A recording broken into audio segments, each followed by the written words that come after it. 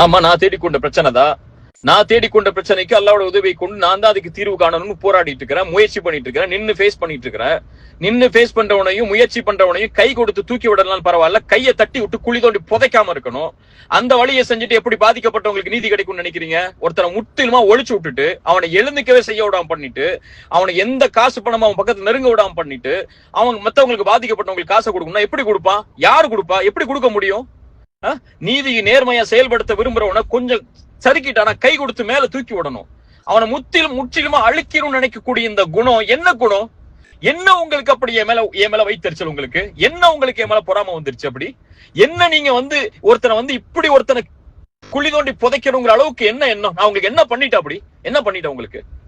எவ்வளவு வன்மத்தை கக்குறீங்க? எல்லாரும் சொல்றாங்க உங்களுக்கு கீழேயே. ஏங்க அவரை போட்டு இழுத்து 2:30 மணிக்கு உட்காந்து கமாண்ட் எழுதிருக்கீங்க? அவரை பத்தி வைத்தறிச்சலா? என்ன உங்க மனசுல என்ன இருக்கு சொல்லுங்க.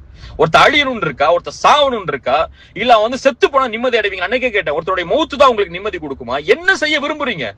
ஒருத்தர் காசை வாங்கியிருக்கா, வியாபார தொடர்பு நடந்திருக்கு, கடன் வாங்கியிருக்கா, அந்த கடனை திருப்பி கொடுக்குறான், வியாபாரத்தை நஷ்டம் ஏற்படுச்சா அதை எப்படி சரி கட்டி அந்த காசை கொடுக்கணும்னு முயற்சி பண்றான். அதை செய்யறதுக்கு வழியை கொடுங்க.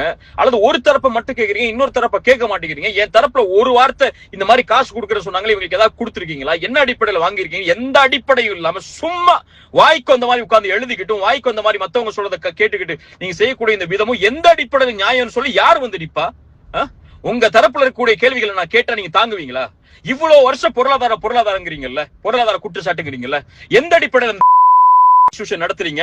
சதக்கான கலெக்ட் பண்ற காசெல்லாம் எங்க நீங்க ஒண்ணு சேர்க்கிறீங்க? அதுல எப்படி நீங்க செலவழிக்கிறீங்க? இங்க அக்ரிமெண்ட் இருக்கு, வியாபாரம் கொடுக்கல் வாங்கலுக்கு இடையில 2 பேருக்கு இடையில பிரச்சனைகள் இருக்கு. அந்த இன்ஸ்டிடியூஷன் எப்படி நடத்துறீங்க? அத்தனை சதக்காவுடைய காசு எங்க போகுது? பள்ளிவாசல் கட்ட போற சொல்லி இத்தனை வருஷம் கலெக்ட் பண்ணீங்கல்ல, அந்த காசெல்லாம் எங்க முறைப்படுத்தி செயல்படுத்தப்பட்டுச்சு? கேட்கவா கேள்விய? இன்ஸ்டிடியூஷன் வச்சு கேள்வி கேட்க வைக்கவா? பதில் சொல்ல தயாரா இருக்கீங்களா?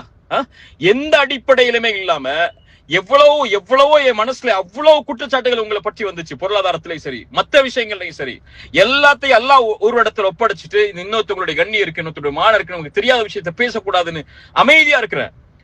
தாவாவன காசுக்காக பண்றவன் இல்ல, தாவாவன சதக்காக கலெக்ட் பண்றதுக்காக பண்றவன் இல்ல. அழைப்பு பணியில் அல்லாஹ்வுடைய முகத்தை நாடி எந்தவித ஒரு பைசாவை கூட எதிர்பார்க்காம என்னுடைய சொந்த செலவுலையும் நான் சம்பாதிச்ச ஹலாலான வருமானத்திலையும் தாவாவை பண்ணிட்டு இருக்கிறேன்.